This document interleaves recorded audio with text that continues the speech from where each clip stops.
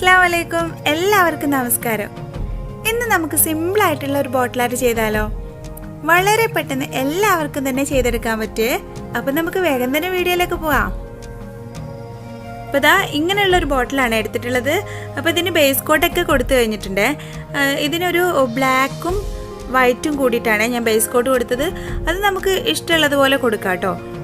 Colour mix ആക്കിയിട്ടോ അല്ലെങ്കിൽ mix ആക്കാതെ തന്നെ കൊടുക്കാം. പിന്നെ നമുക്ക് വേണ്ടത് കുറച്ച് കളേഴ്സ് ഫോം ഷീറ്റാണ്. ഇപ്പം വരുന്ന ഫോം ഷീറ്റൊക്കെ സ്റ്റിക്കർ ഉള്ളതാണ്, അല്ലാത്ത ഫോം ഷീറ്റും ഉണ്ടാവും. ഇപ്പം കിട്ടുന്നതൊക്കെ അധികം സ്റ്റിക്കർ ഉള്ളത് തന്നെയാണ്. അപ്പോൾ നമുക്ക് ഒട്ടിക്കാനായിട്ട് ഗ്ലൂവിൻ്റെ ആവശ്യം വരുന്നില്ല കേട്ടോ. അപ്പോൾ ഇതേപോലെയാണ് ഈ ഫോം ഷീറ്റ് ഉള്ളത്. അപ്പോൾ ഇതല്ലാത്ത ഫോം ഷീറ്റ് ആയാലും ഒരു പ്രോബ്ലം ഇല്ല, നമുക്ക് ഗ്ലൂ അപ്ലൈ ചെയ്ത് കൊടുത്താൽ മതി. ഇനി നമ്മൾ എന്താ ചെയ്യാൻ പോകുന്നത് വെച്ചാൽ നമുക്ക് കുറച്ച് സർക്കിൾ കട്ട് ചെയ്തെടുക്കണം. അതിനായിട്ട് ഞാനൊരു കോയിൻ വെച്ചിട്ട് സർക്കിൾ വരച്ചെടുക്കുന്നുണ്ട്. നമുക്ക് ഇഷ്ടമുള്ള ഷേപ്പിൽ വരച്ചെടുക്കാം കേട്ടോ.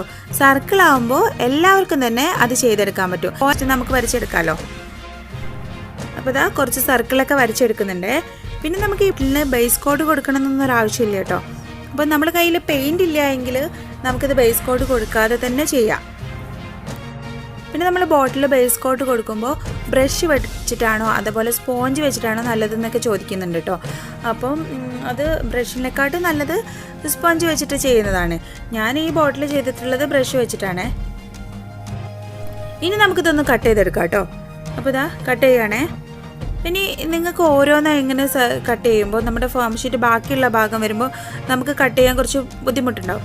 അതിന് ഇങ്ങനെ ഈ വരച്ച പീസിൻ്റെ ഭാഗം ആദ്യം ഒന്ന് കട്ട് ചെയ്തെടുക്കുക. എന്നിട്ട് ഓരോ സർക്കിളുകളിൽ അതിൽ നിന്ന് എടുക്കുന്നതായിരിക്കും നല്ലത്.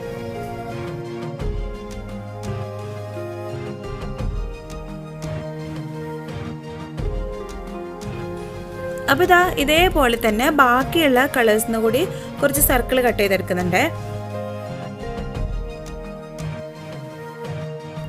ഇനി നമ്മുടെ കയ്യിൽ ഫോം ഷീറ്റ് ഇല്ല, ഗിൽറ്റർ പൗഡർ ആണ് ഉള്ളതെങ്കിൽ നമുക്ക് ബോട്ടിലിൽ സർക്കിൾ വരച്ചെടുക്കുക.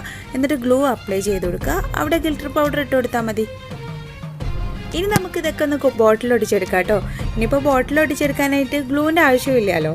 അപ്പോൾ നമുക്കിതാ ഇതിൻ്റെ സ്റ്റിക്കറൊക്കെ ഒന്ന് പൊളിച്ചിട്ട് എവിടേക്കാണോ ഒട്ടിക്കേണ്ടത് അതൊക്കെ ഓരോരുത്തരുടെ ഇഷ്ടത്തിനനുസരിച്ച് ഒട്ടിച്ചു കൊടുക്കുക.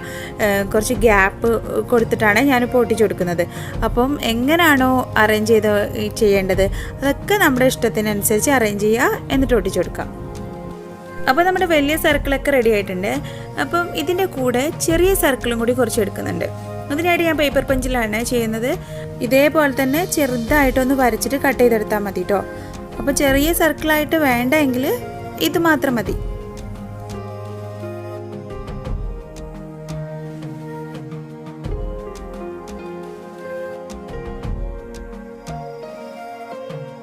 അപ്പോൾ എല്ലാം റെഡി ആയിട്ടുണ്ട്. ഇനി നമുക്ക് ഇതൊക്കെ ഒന്ന് ബോട്ടിൽ ഒട്ടിച്ചെടുക്കാം. അപ്പോൾ ബോട്ടിൽ ഒട്ടിച്ചെടുക്കാനായിട്ട് ഇതിന് ഗ്ലൂവിൻ്റെ ആവശ്യമില്ല. ഇനി നമുക്ക് ഓരോ സർക്കിളിനെയും ബോട്ടിൽ ഒട്ടിച്ചെടുക്കാം കേട്ടോ. അപ്പോൾ ഒട്ടിക്കുമ്പോൾ ഒരേ കളറ് അടുത്തടുത്ത് വരാതിരിക്കുക, അത് മാത്രം ഒന്ന് നോക്കിയാൽ മതി. ഞാനിതാ ഇങ്ങനെ ഒട്ടിച്ച് തുടങ്ങുന്നുണ്ട്. ഇനിയിപ്പോൾ ഇങ്ങനെ ഏതുപോലെ വേണമെങ്കിലും ഒട്ടിച്ചെടുക്കാം കേട്ടോ. അപ്പോൾ ഞാനിതാ ഇങ്ങനെയാണ് ഒട്ടിക്കുന്നത്. അപ്പോൾ നമുക്ക് ഇങ്ങനെ ഒട്ടിച്ച് കഴിഞ്ഞിട്ട് ഇനിയിപ്പോൾ നിങ്ങൾക്ക് ആദ്യം തന്നെ ഇങ്ങനെ ബോട്ടിലിൻ്റെ റൗണ്ടിലാണ് നിങ്ങൾക്ക് ഒട്ടിച്ചെടുക്കേണ്ടതെങ്കിൽ നമുക്ക് അങ്ങനെ ഒന്ന് ഒട്ടിച്ചെടുക്കാം കേട്ടോ. അപ്പോൾ ഇതേപോലെ ഓരോ സ്റ്റെപ്പായിട്ട് ഒട്ടിച്ചെടുത്താലും മതി കേട്ടോ. അപ്പം ഞാനിപ്പോൾ ഇതൊന്നും അറേഞ്ച് ചെയ്തിട്ടൊന്നുമില്ല, അങ്ങനെ ഒട്ടിച്ചു പോകാം. നിങ്ങളതൊക്കെ ചെയ്യുമ്പോൾ എവിടെയൊക്കെ ഒട്ടിക്കേണ്ടതെന്നൊക്കെ ഒന്ന് അറേഞ്ച് ചെയ്തിട്ട് ഒട്ടിച്ചു കൊടുക്കാം. നമ്മളിപ്പോൾ ഏകദേശം ഫുള്ളായിട്ട് ഇങ്ങനെ ഒട്ടിച്ചെടുത്തില്ലേ. ഇനിയിപ്പോൾ ഇതിൻ്റെ ഈ ഗ്യാപ്പ് വരുന്ന ഭാഗത്തൊക്കെ നമുക്ക് ചെറിയ സർക്കിൾ ഉണ്ടല്ലോ, അത് ഒട്ടിച്ചെടുക്കാം കേട്ടോ. അപ്പോൾ അതും കൂടി വരുമ്പോൾ ഒന്നുകൂടി ഭംഗി വരെ. അപ്പോൾ അതും കൂടി ഒട്ടിച്ചെടുക്കാം.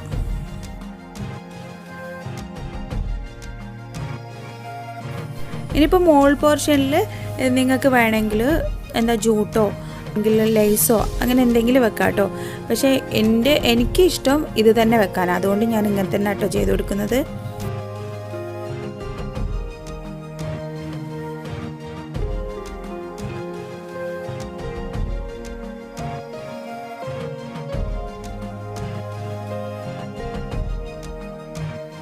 അപ്പോൾ ഇതാ നമ്മളെല്ലാം ഒട്ടിച്ച് കൊടുത്ത് കഴിഞ്ഞിട്ടുണ്ട്. അപ്പോൾ നല്ല രസമായിട്ടില്ലേ? അപ്പോൾ ഇത് ഒട്ടിച്ച് കൊടുത്ത് കഴിഞ്ഞപ്പോൾ എനിക്കൊരു ഐഡിയയും കൂടി തോന്നി. ഈ സർക്കിളിൻ്റെ നടുവിൽ വേണമെങ്കിൽ ഇതേപോലത്തെ കുഞ്ഞു കുഞ്ഞു സർക്കിൾ ഒന്നുകൂടി ഒട്ടിച്ച് കൊടുക്കുക. അപ്പോൾ എല്ലാ സർക്കിളിൻ്റെ നടുവിൽ ഒട്ടിക്കേണ്ട, ഇടയ്ക്കിടയ്ക്കുള്ള ഓരോ സർക്കിളിന് ഈ ഒരു കുഞ്ഞ് സർക്കിൾ ആ വലിയ സർക്കിളിൻ്റെ മുകളിലായിട്ട് ഒട്ടിച്ച് കൊടുക്കുക. അപ്പോൾ ഞാൻ പറയുന്നതിനേക്കാളും ചിലപ്പോൾ നിങ്ങൾക്ക് കാണുമ്പോൾ മനസ്സിലാവും.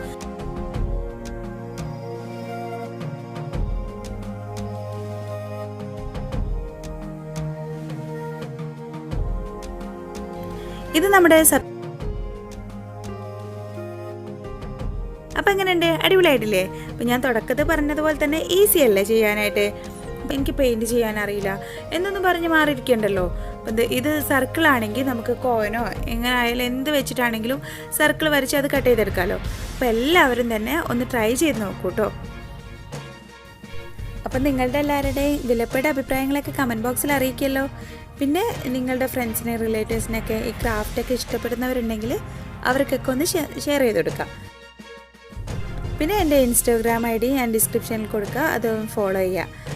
ഇനി അടുത്ത നല്ലൊരു വീഡിയോയുമായി വരുന്നത് വരെ എല്ലാവർക്കും ബൈ ബൈ. അസ്സലാമു അലൈക്കും.